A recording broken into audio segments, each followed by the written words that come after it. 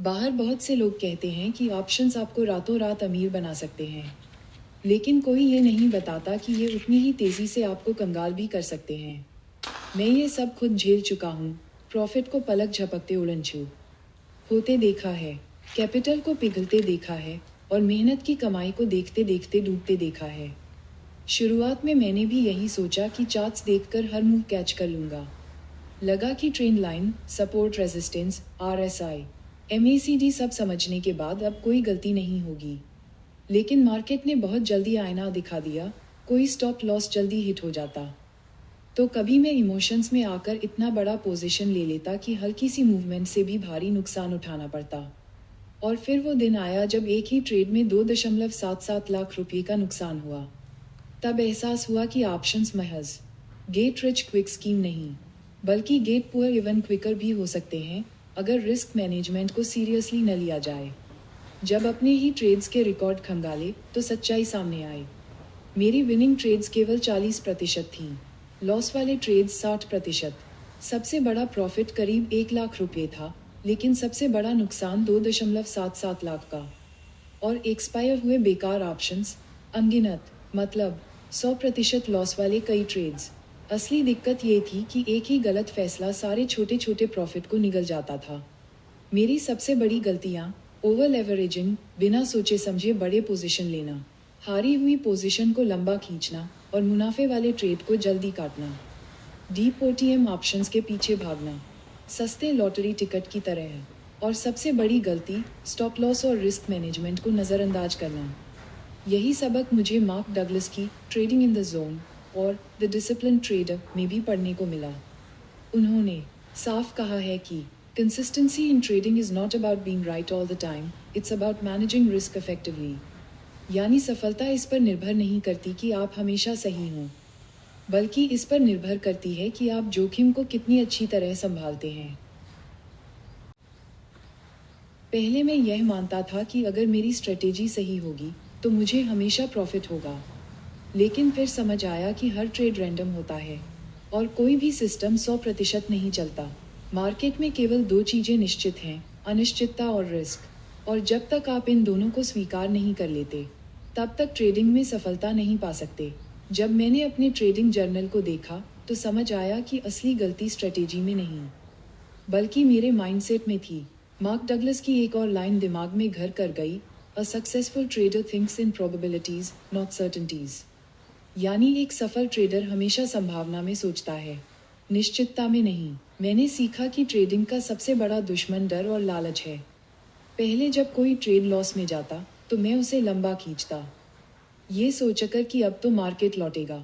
इसी चक्कर में एक बार मैंने बैंक NIFTY में ओवर लेवरेजिंग कर दी और 2.77 लाख रुपए का नुकसान झेल लिया। अब मैं हर ट्रेड को बस एक नंबर की तरह देखता हूँ। कोई भी ट्रेड मेरी पहचान या आत्मसम्मान का मुद्दा नहीं है। अब मेरी सोच बदल गई, हर ट्रेड बस एक संभावना है और मेरा असली लक्ष्य हर ट्रेड में सही होना नहीं, बल्कि लॉन्ग टर्म में प्रॉफिटेबल होना है। मैंने रिस्क मैनेजमेंट को सीरियसली लेना शुरू किया। वैन थाप की trade your way to financial freedom में पढ़ा था कि position sizing is the key to long term success in trading. यानी पोजीशन साइजिंग ही वो चीज़ है जो लॉन्ग टर्म में आपको जिंदा रखती है। मैंने अब छोटे छोटे लॉस को स्वीकार करना सीख लिया ताकि बड़ा नुकसान न हो।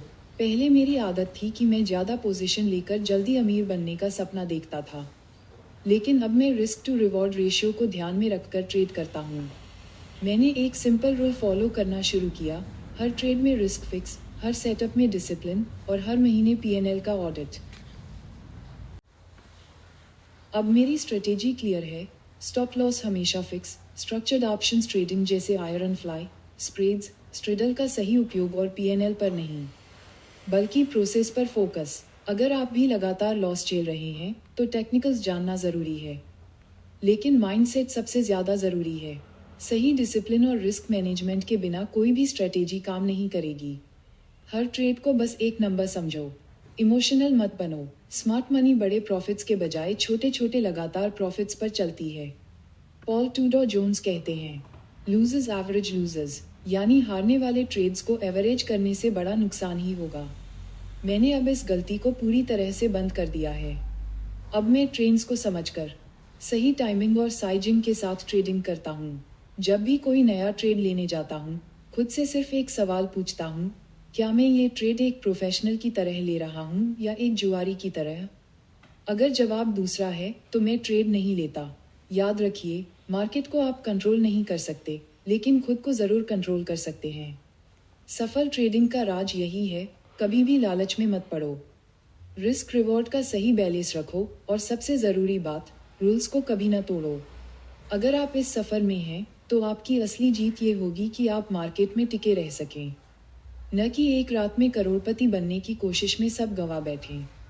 ट्रेडिंग एक मैराथन है, स्प्रिंट नहीं। इसलिए खुद को तैयार कीजिए, लगातार सीखते रहिए और सबसे ज़रूरी बात, डिसिप्लिन को अपनी सबसे बड़ी ताकत बनाइए। अगली बार जब आप कोई ट्रेड लें तो खुद से पूछें, क्या मैं ये डिसिप्लिन और स्ट्रक्चर्ड तरीके से कर रहा हूँ? अगर हाँ, तो आप सही राह पर हैं। अगर नहीं तो सुधार की ज़रूरत है। मिलते हैं अगले वीडियो में। तब तक हैप्पी ट्रेडिंग और अपना ख्याल रखिए। कैंडलस्टिक चार्टिंग प्रणाली का उपयोग 18वीं शताब्दी में जापान के चावल व्यापारी मुनेहिसा होमा ने किया था, जब उन्होंने देखा कि बाजार मूल्य केवल आपूर्ति और मांग पर निर्भर नहीं करता, बल्कि इसमें व्यापारियों की भावनाएं भी महत्वपूर्ण भूमिका निभाती हैं। इस प्रणाली ने न केवल बाजार के मूल्य आंदोलनों को मापने में सहायता की, बल्कि इसके माध्यम से व्यापारियों को ये समझने का अवसर भी मिला कि कौन सा पक्ष, खरीदार या विक्रेता, मजबूत स्थिति में है। प्रत्येक कैंडलस्टिक चार्ट एक विशिष्ट समय सीमा के भीतर व्यापार की गई परिसंपत्ति की मूल्य गतिविधि को दर्शाता है, जिसमें 4 प्रमुख बिंदु शामिल होते हैं: प्रारंभिक मूल्य, उच्चतम मूल्य, न्यूनतम मूल्य और समापन मूल्य।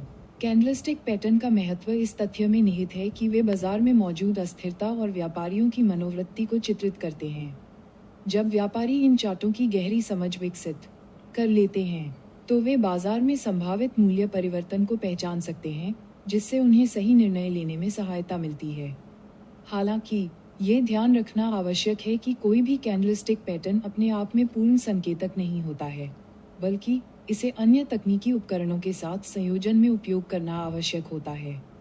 उदाहरण के लिए, जब कोई कैंडलस्टिक पैटर्न समर्थन या प्रतिरोध स्तर पर बनता है, तो इसका प्रभाव अधिक विश्वसनीय होता है।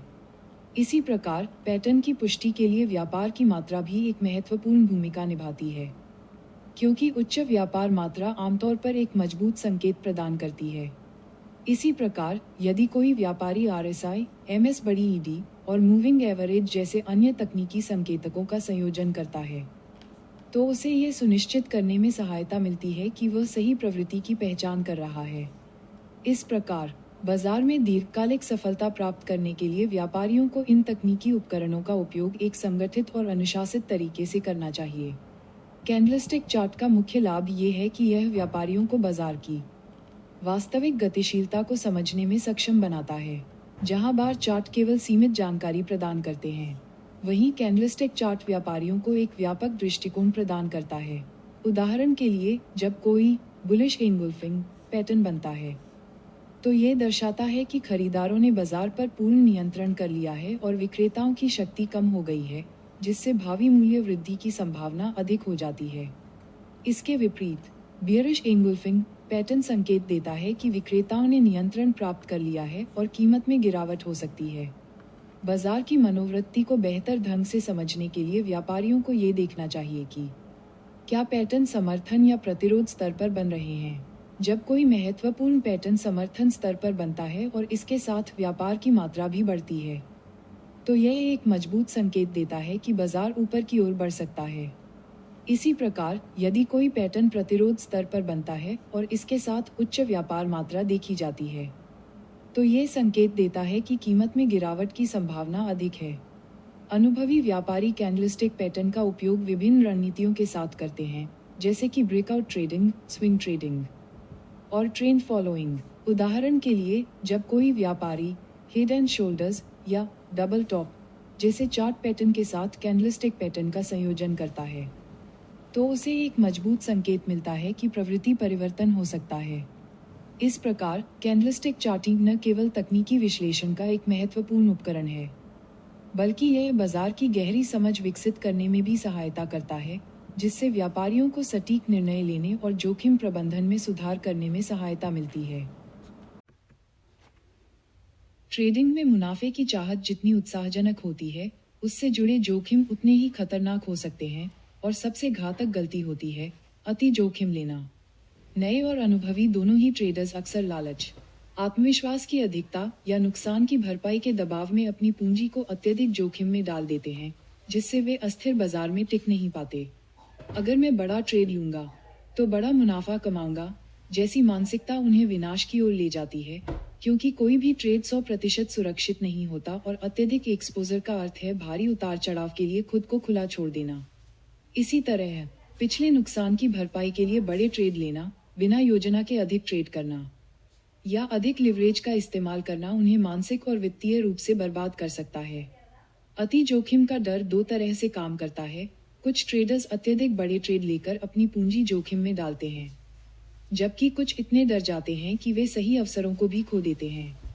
इस समस्या का सबसे बड़ा नुकसान ये है कि एक गलत ट्रेड अकाउंट को उड़ा सकता है, ट्रेडर की मनोवैज्ञानिक स्थिति को बिगाड़ सकता है और उसे रिवेंज ट्रेडिंग की ओर धकेल सकता है, जहां वह नुकसान को तुरंत पूरा करने की कोशिश में और गलतियां करता है।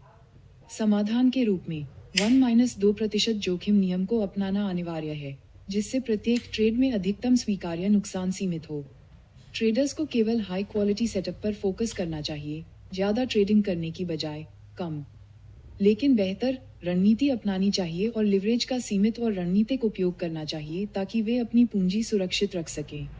सही रिस्क रिवार्ड अनुपात 1:2 या 1:3 अपनाकर वे हर ट्रेड में संभावित नुकसान से अधिक संभावित लाभ सुनिश्चित कर सकते हैं, जिससे लॉन्ग टर्म ग्रोथ बनी रहती है। तकनीकी दृष्टिकोण से portfolio diversification (ATR) average true range के जरिए सही पोजीशन साइज तय करना और वॉल्यूम कंफर्मेशन की मदद से जोखिम भरे ट्रेड से बचना फायदेमंद होता है। उदाहरण के लिए ATR का उपयोग कर एक ट्रेडर यह निर्धारित कर सकता है कि उसकी पोजीशन साइज कितनी होनी चाहिए ताकि अत्यधिक अस्थिरता के कारण वह जल्द बाहर न हो जाए।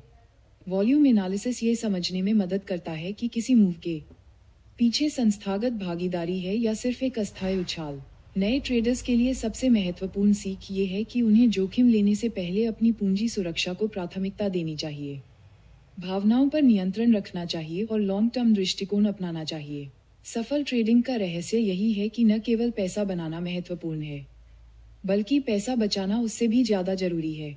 बाजार में लंबे समय तक टिके रहने के लिए स्मार्ट रिस्क मैनेजमेंट जरूरी है और ट्रेडिंग में वही जीवित रहता है जो अपनी पूंजी को समझदारी से मैनेज करता है। कोई भी ट्रेडिंग अवसर आखिरी नहीं होता, लेकिन यदि आप अति जोखिम लेकर पूरी पूंजी खो देते हैं तो बाजार में आपका सफर यहीं खत्म हो सकता है। इसलिए स्मार्ट बने, संयम रखें और जोखिम को सीमित रखें ताकि आप बाजार में टिके रह सकें और स्थायी मुनाफा कमा सकें।